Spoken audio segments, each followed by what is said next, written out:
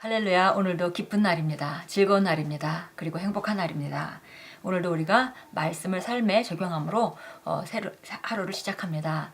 오늘 4월 9일입니다. 오늘 말씀의 실제 제목은 말씀을 연습하십시오. 예. 우리가 이 세상에서 발전하고 뭔가 어떤 분야에 발전하고 좀 더 높은 차원으로 나아가려면 반드시 연습이라는 것을 통해서 나아갑니다. 그런데 혹간의 사람들이 많은 경우에 그리스도인들은 말씀을 우리가 연습하는 것에 그 중요성을 잘 모르고 조금 몇 번 해보다가 안 되면은 혹시나 했더니 안 되나 보다 하고 포기하는 경우를 너무 많이 봅니다. 그러나 말씀은 정말 진리고 하나님의 말씀은 조금도 결함이 없어서 반드시 말씀한 대로 이루어지기 때문에 우리가 끊임없이 연습해서 삶에 나타나게 돼야 되는 것이 바로 말씀이고, 그 말씀은 하나님께서 하신 말씀이라면 그것은 절대 실패하지 않고 반드시 역사할 수밖에 없다는 그런 확실한 그런 우리가 확신을 가지고 말씀을 지속적으로 연습하는 것이 승리하는 그리스도인에게 가장 중요한 덕목 중에 하나입니다. 오늘 말씀을 연습하십시오. 아주 중요한 그 주제인데요. 우리 같이 보도록 하겠습니다. 오늘 본문 말씀 마태복음 5장 46절부터 48절입니다. 같이 읽겠습니다. 너희가 너희를 사랑하는 자를 사랑하면 무슨 상이 있으리요? 세리도 이같이 아니하느냐? 또 너희가 너희 형제에게만 무난하면 남들보다 더하는 것이 무엇이냐? 이방인들도 이같이 아니하느냐? 그러므로 하늘에 계신 너희 아버지의 온전하신과 같이 너희도 온전하라.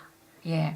우리가 연습하고 연습해서 온전함에 나아가는 것입니다. 하나님께서 어떤 방향을 제시하실 때 그 방향으로 나아갈 수 있는 모든 능력을 우리에게 주셨다는 것을 우리가 인식하고 한 번 하고 두 번 하고 한두 번 넘어지더라도 또 다시 일어나서 다시 시도하고 결국은 우리는 온전해집니다. 마치 어린아이가 처음 발걸음을 떼는 것 같이 인간이니까 두 다리로 직립하는 것이 당연하지만 그런 경험하기 전에는 우리가 네 발로 기다가 그 다음에 어느 순간에 걷기 시작하죠. 한 번에 우리가 막 뛰는 것이 아니라 몇 발자국 하고 넘어지고 하지만 결국은 일어나서 또 걷고 결국은 걷는 것에 온전해집니다. 우리가 하나님이 말씀하시는 그 그리스도인의 삶의 모든 분야에 이렇게 훈련하고 연습해서 온전해지는 것이 하나님 우리를 향한 기대이십니다.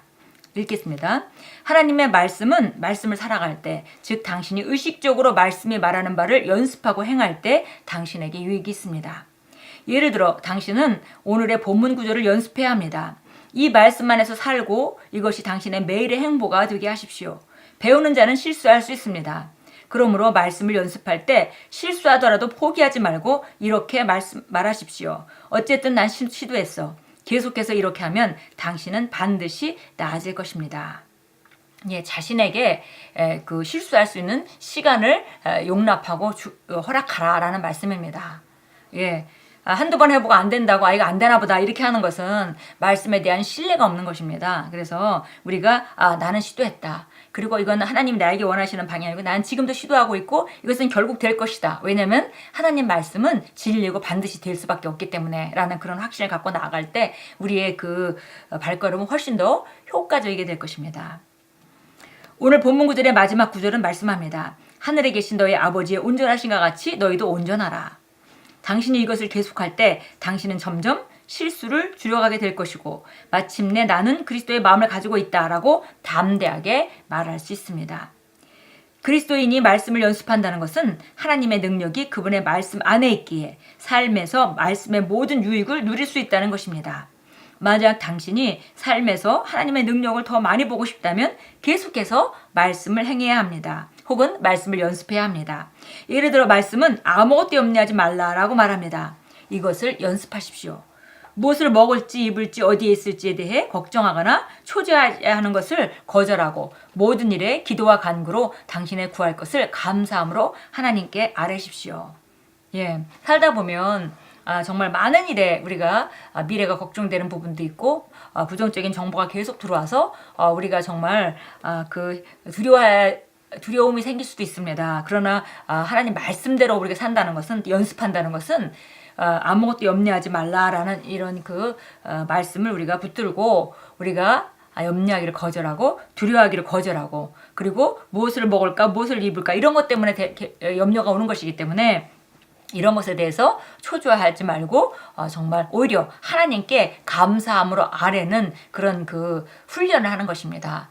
그래서 한두 번 해서 염려가 없어지는 건 아니겠지만 결국은 하나님께서 염려하지 않아도 될 수 있기 때문에 그리고 염려하지 않을 능력이 우리에게 있기 때문에 명령하시는 것이기 때문에 우리가 그 말씀에 의지해서 우리가 시도한다면 결국은 염려 없는 삶을 살게 될 것입니다. 그리고 염려하지 않아도 모든 일이 하나님의 돌보심 때문에 정말 하나님이 공급하시는 능력을 경험하는 것을 정말 우리가 간증하게 될 것입니다.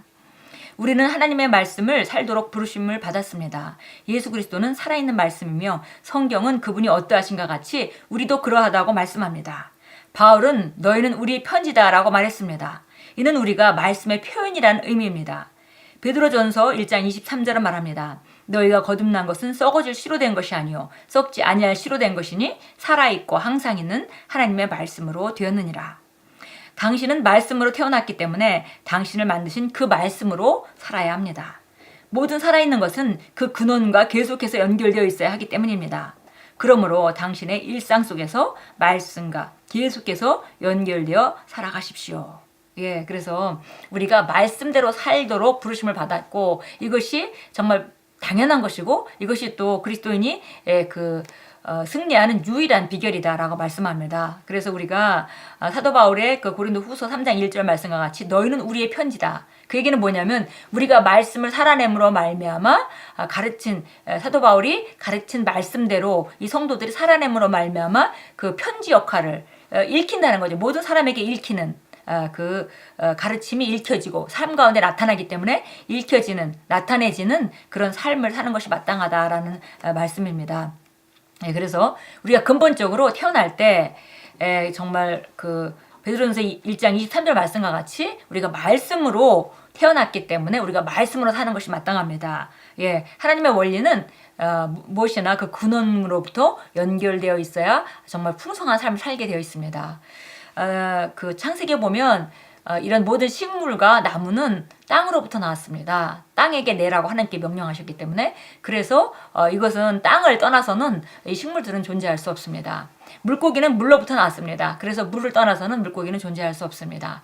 공중의 새는 정말 그 공중에 있도록 되어 있고 바로 그것은 근원에 연결되어 있는 그 삶입니다. 마치 우리가 정말 거듭날 때 바로 우리가 말씀으로 거듭났기 때문에 우리는 마땅히 말씀으로 살 때 가장 풍요한 삶, 풍성한 삶 그리고 온전한 삶을 살 수 있다는 것입니다. 그래서 일상 속에서 모든 것이 말씀으로 연결되어 있다면 그 사람은 아주 모든 분야에 승리하는 삶이 될 것입니다. 그것이 우리가 정말 그리는 그림입니다. 항상 어떤 분야든지 우리가 말씀으로 기능하고 말씀을 선택하고 또 말씀이 아닌 것을 거절하고 이것을 지속적으로 연습해 나갈 때 어느새 우리는 사도 바울이 너희는 나의 편지라고 말했듯이 하나님이 그 우리 삶에 나타나는 그런 모습으로 정말 온전하게 나타나는 점점 더 온전하게 나타나는 모습으로 하나님의 왕국을 대표하는 자로 또 그리스도의 편지로 살게 될 것입니다. 고린도후서 3장 우리 보겠습니다. 고린도후서 3장 1절부터 3절까지 우리가 함께 읽습니다. 우리가 다시 우리 자신들을 추천하기 시작하는 것이냐 아니면 우리가 다른 사람들처럼 너희에게 줄 추천서와 너희로부터 받을 추천서가 필요하겠느냐 너희는 우리 마음에 기록된 우리의 편지라 많은 사람에게 알려졌으며 읽혀졌고 또 너희는 우리가 섬긴 그리스도의 편지임이 분명히 드러났으니 이는 멍으로 쓴 것이 아니라 살아계신 하나님의 영으로 쓴 것이며 돌판에 쓴 것이 아니라 우리 육신의 마음판에 쓴 것이라. 그러니까 우리 자신이 바로 그리스도의 편지라는 것입니다. 우리 삶이 바로 그분이 말씀을 그대로 나타내는 그런 그 삶이 되어야 마땅하고 말씀에서 우리를 승리하는 자로 말하고 있기 때문에 우리가 정말 승리하는 삶으로 나타내주는 것이 마땅하고 우리가 하나님의 영광을 나타내는 자로 살아야 마땅하고 우리가 그리스도의 성품을 지닌 자로 살아야 마땅하고 우리가 그분의 능력으로 그분의 탁월함으로 살아가는 것이 마땅합니다. 요한복음 15장 보겠습니다. 정말 예수님께서 어떤 삶을 하셨는지 예수님이 포도나무고 우리가 그 가지라고 말씀하고 있습니다. 4절 5절 읽겠습니다. 내 안에 거하라 그러면 나도 너희 안에 거하리라. 가지가 포도나무에 붙어있지 아니하면 스스로 열매를 맺을 수도 없듯이 너희도 내 안에 거하지 아니하면 역시 그렇게 되리라. 나는 포도나무여 너희는 그 가지들이라. 그가 내 안에 내가 그 안에 거하면 그 사람은 많은 열매를 맺느니라. 이는 나를 떠나서는 너희가 아무것도 할 수 없기 때문이라. 예, 그래서 그림은 예수님 포도나무시고 그리고 우리가 그의 가지입니다. 그래서 포도나무의 수액을 그대로 우리가 통과시킬 때 그분의 생각과 그분의 인식과 그분의 방식과 그분의 태도와 모든 것들을 우리가 통과시킬 때 우리 삶에는 놀라운 열매가 나타나게 돼 있습니다. 왜냐하면 바로 우리 열매가 그 포도나무를 대표해주는 가장 그 풍성한 그런 그 나타남이기 때문입니다. 그래서 우리가 포도나무 가지로 우리가 기능하게 되어 있습니다. 그것은 오히려 정말 말씀으로 기능할 때 우리가 주님 안에 거하고 주님이 우리 안에 거한다 하는 것은 바로 우리가 말씀으로 기능할 때 가능한 것이죠. 골로새 3장 16절 읽습니다. 우리 많이 찾아보는 그런 말씀인데요. 골로새 3장 16절 말씀이 우리 속사람 안에 풍성하게 거하라고 말씀하고 있습니다. 16절입니다. 그리스도의 말씀이 모든 지혜로 너희 안에 풍성히 거하게 하되 시와 찬송과 영적인 노래로 서로 가르치고 권면하며 너희 마음속에 은혜로 주께 노래하고 또 말에 있어서나 행실에 있어서나 무엇이라든지 모든 것을 주 예수 이름으로 하고 그를 통하여 하나님 아버지께 감사를 드리라. 그래서 그리스도의 말씀이 우리 심령 가운데 풍성할 때 우리가 바로 많은 열매를 맺는 그런 포도나무 가지가 됩니다. 우리 함께 기도합니다. 사랑하는 하나님 아버지, 저의 영에 당신의 말씀을 계시해 주심을 감사드립니다.